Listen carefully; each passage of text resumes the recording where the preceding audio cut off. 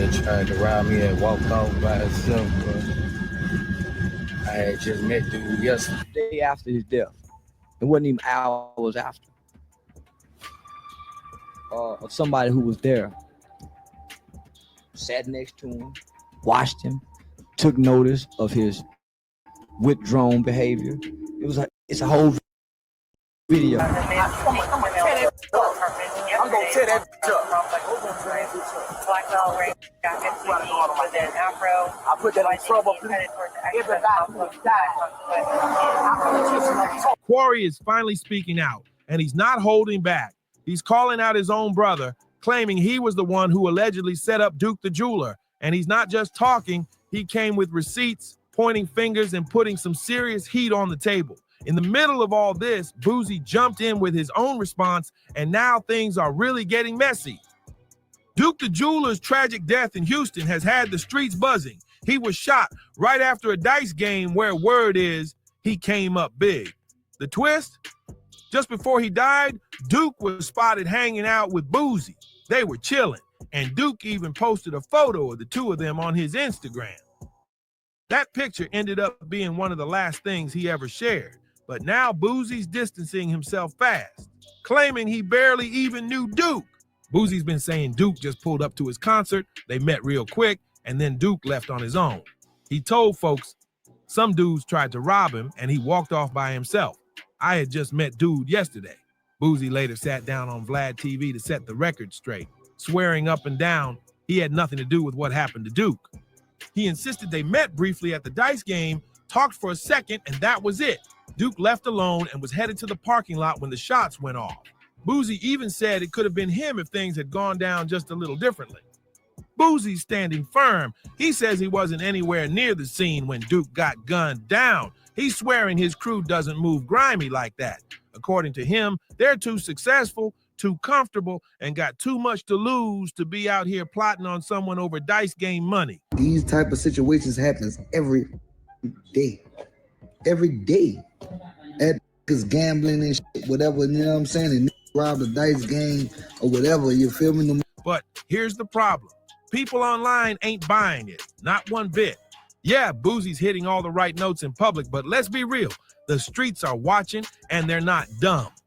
The fact that Duke posted up with Boosie just hours before he got taken out, that's not just some random fluke.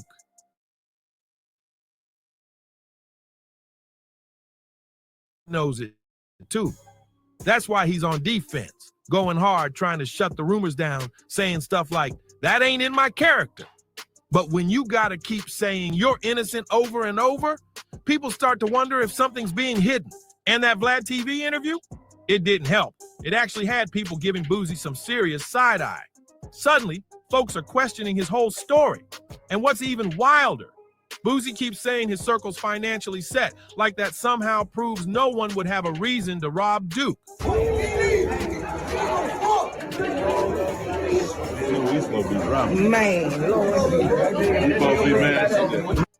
But let's not play. It don't always come down to money. Sometimes it's about power, pride, or secrets people don't want exposed. Now enter TQ. He's been beefing with Boosie over some deep family drama, calling him out for shady stuff like favoritism and fraud. And now TQ's coming forward saying he's got the real receipts that point straight to Duke being set up. Let's run that Duke the jeweler situation back real quick, because some details might have slipped through the cracks. Duke was a well-known name out of Chicago, shining heavy in the jewelry game. Back in Labor Day weekend, 2022, he pulled up to Houston, and word on the street is he wasn't just there for fun. Folks say he flew in specifically to link with Boosie, bringing major heat with him. Rumor has it he was carrying over $1 million in jewelry and cash. That same day, Duke popped up at a celebrity boxing event, then slid into a private dice game where Boosie and some other heavy hitters were posted. Boosie said it multiple times. Duke went hard at that game, but couldn't catch a win. Lost big. Still, according to Boosie, Duke didn't trip. He wasn't mad, wasn't whining, just kept it smooth even after taking a major L and walking out nearly broke. Later on, Boosie told people he actually asked Duke to make him a custom diamond chain. Duke was down and even told Boosie he wanted to bless him with something unique as a sign of respect. Sounds friendly, right? But then, boom, just a day later, it all flipped. Boosie had a concert, Duke was in the building, and once the show wrapped up, Duke dipped out alone, headed for his ride, but he never made it. Witnesses say a black GMC rolled up, 2 masked guys jumped out, fired shots, and jacked him for his jewelry and bag. They knew exactly what they were doing. It was quick, clean, and cold-blooded. That ambush looked way too planned to be random. Boosie's been holding the same line ever since. It wasn't me. It wasn't my people. He claims Duke left solo, and someone must have been lurking, ready to make a move. Looks like someone might have been plotting on Duke's bag from the start, and now the feds are deep in it. They're digging to find out who exactly was in that room that night and whether this whole thing was a cold setup. But here's the thing, no charges, no suspects, and no real answers. Duke's jewelry still missing.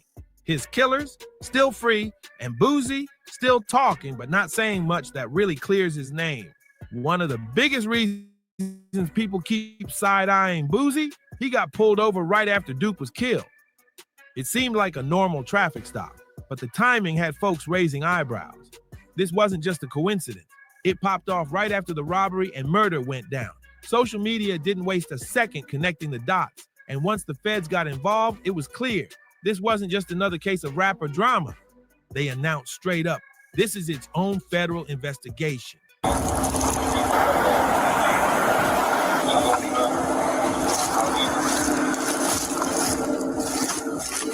No delays, no distractions. And Boosie, he's not just some witness. Authorities are looking at him real close. Then came the bombshell. Duke's brother, Stack, stepped out and said what a lot of people were thinking. No tiptoeing, no metaphors. He said straight up, he believes Boosie lined up his brother. Stacks has been deep into footage, timestamps, trying to connect the clues himself. And he's convinced something shady went down.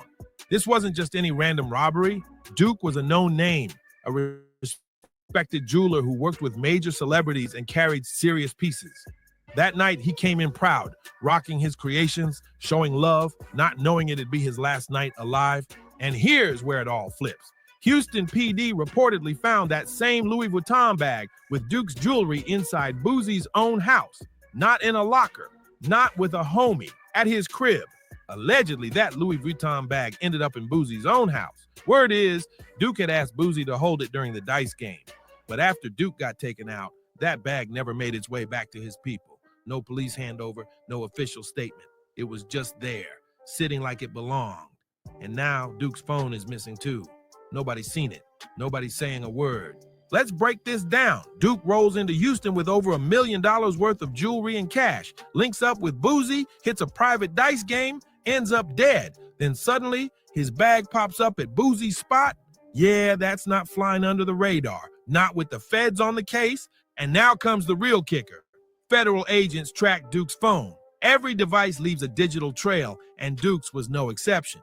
His phone didn't just vanish. It pinged at Boosie's recording studio before it went completely dark. That's right, the last known location of Duke's phone was the studio.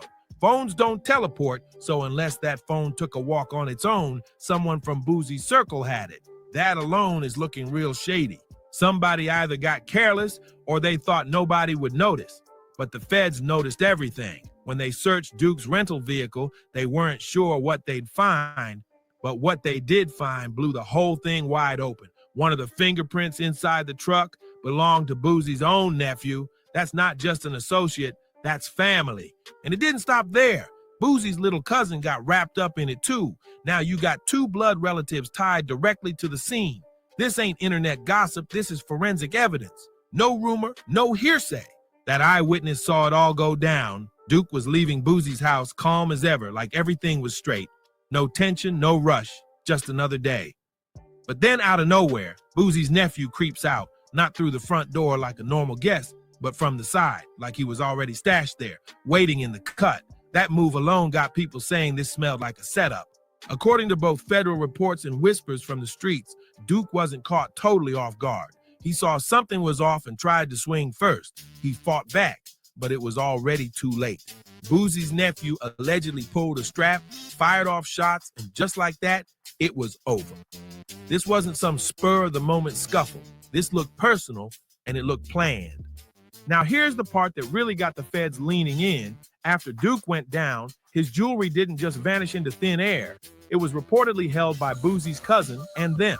We got to service them all for Duke. Leave your phones in the car, man. The family don't want no phones, man. We ain't got time, motherfucker, be sneaking no pictures, no videos, no bullshit like that. Leave your phones in the car, man. The family asking for no pictures, no recording and shit like that, man. So if y'all want to get y'all little ass slapped up. Whether it was taken in the heat of the moment or just never returned, don't even matter. Point is, they kept it, and that makes everything 10 times worse. And while all this is unfolding, there's more heat coming from inside Boosie's own camp, his brother TQ. These two aren't just feuding, they're at war, and it's been messy. No more family ties, no quiet disagreement. We're talking full-on lawsuits, accusations of fraud, and more than $360,000 allegedly jacked straight from Boosie's bank account. Boosie's not sugarcoating it either. He says TQ went behind his back, forged signatures, and even helped Boosie's artist Young Blue sign with Empire without telling him. That's not just business betrayal, that's deep and inked on paper. Boosie's not backing down, not even a little. He's made it crystal clear. TQ and anyone riding with him, they're not family anymore. It's cut off, cold and final. And yeah, it's that serious. But what makes it even sadder is this ain't just about business. It's got deep emotional scars. Boosie's been vocal about the pain that's been building for years behind closed doors. He says he's felt cast aside by his own mother, like no matter what he's done or how far he's come, she's always chosen TQ's side, even after everything went left. According to Boosie, his mom has even been pressuring him to drop the lawsuits. That alone stung, but what really broke him was the pattern. He claims this favoritism didn't just pop up once money got involved, it's been going on his whole life. TQ was always the golden child, while Boosie says he's been grinding just to earn basic respect from his own family. So now, on top of the betrayal over that $360,000 and the alleged forgery, Boosie's also dealing with a lifetime of emotional baggage, and this drama just ripped it wide open. From the outside looking in, it's heartbreaking. Nobody wants to see brothers tearing each other down like this, especially not with the world watching. Sometimes it's your own people who do you dirtier than any stranger ever could. And sadly, that's what it's looking like in Boosie's case. But he's not the only one whose name got tangled in the mess surrounding Duke the Jeweler's death. Enter J. Prince. Now, this is where street politics start getting real heavy. All eyes turn to J. Prince once word got out, because people are asking, how did this even happen on his turf? If you know anything about Houston, you know J. Prince runs a tight game. He's famous for that check-in culture. You come to the city, especially if you're high profile, you check in. That's the rule. Ignore it, and you're risking getting robbed, lined up, or worse. Supposed to be a certain protocol for people to check in? No, and I begin with me, and then he can speak, and they can speak for the other generation. But I'm a never, you know what I mean? We don't have time for no sucker shit like that. You know, now a lot of people from the different police departments and all these different people want to insinuate like we extorting people. They have to check. So if Duke did check in, like people say he did, and this still happened, that's a big red flag. It makes folks wonder, did someone from the inside give a green light? Because if you're in J. Prince's city and you still end up dead, people are going to question who really allowed it to go down, especially since Duke was seen just hours before his death, chilling at that dice game with both Boosie and J. Prince Jr. That alone got folks talking, like maybe this wasn't as random as it looked. J. Prince wasn't having it, though. He shut that down fast. Said just because his name holds weight in the streets doesn't mean he's out here pulling strings every time something wild happens. J. Prince Jr. didn't stay quiet either. He came out and shut it all down. He said plain and simple, neither Duke the Jeweler's death nor takeoffs had anything to do with dice games, setups, or his people. According to him, it was just tragic timing, nothing more, nothing less. He stood firm, making it crystal clear. His crew had zero involvement. And legally, he's not wrong. Neither Jay Prince Jr. nor his father have been named as suspects. No charges, no direct ties, nothing in the official reports links the Princes to Duke's shooting. But let's keep it real. This ain't just about what's on paper. This is about how things look. When you're a major figure in hip-hop like Jay Prince, folks assume you either control everything in your space or at least know what's going on. So when something deadly happens in your orbit, people expect expectations even if there's no solid proof you were involved. That's the weight of street power. It's a double-edged sword. Your name carries clout, but it also carries blame. Jay Prince's name got dragged all over the internet, not because of cold evidence, but because of the vibe. People felt something just didn't sit right. That infamous check-in system he's known for, suddenly it started getting side-eyed, like if checking in doesn't guarantee your safety, then what's the real point? No real leads, no clear answers, just a storm of rumors, suspicions, and gut feelings. And Jay Prince is clearly fed up with being the one everyone points at. As he put it, just because his name rings bells doesn't mean he's the one ringing them. But let's be honest, the timing, the players, the Houston connection, it's a lot. And the streets, they're gonna keep buzzing until they feel like they've got closure. Charleston White jumped in with his own take, and he didn't hold back at all. He said Duke the Jeweler's death hit him hard. Seeing someone like Duke lose his life in a space that should have felt safe, that was heavy.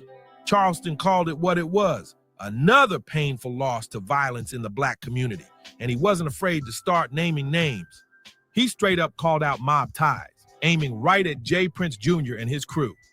According to Charleston, they've created an environment in Houston that's flat out dangerous for artists and entertainers. He claims that when rappers check in with them, they don't get protection. They get roped into high-stakes dice games that are already rigged against them. In his eyes, that's exactly what happened to Duke. He says Duke thought he was good, thought he was around people he could trust, but got set up and played instead. And Charleston hasn't wavered one bit. He's been consistent, saying there's a bigger issue in the industry where folks are calling it protection, but it's really just extortion with a smile.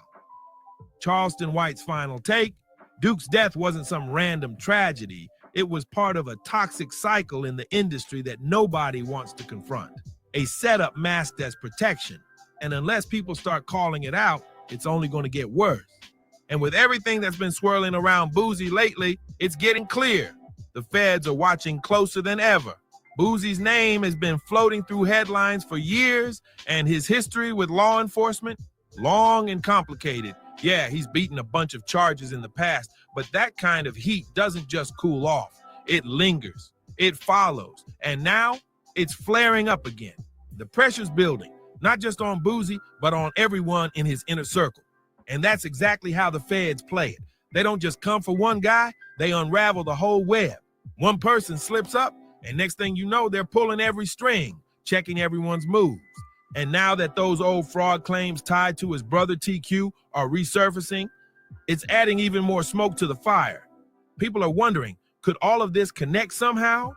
Is there something deeper tying Duke's case, the money mess with TQ, and Boosie's crew together?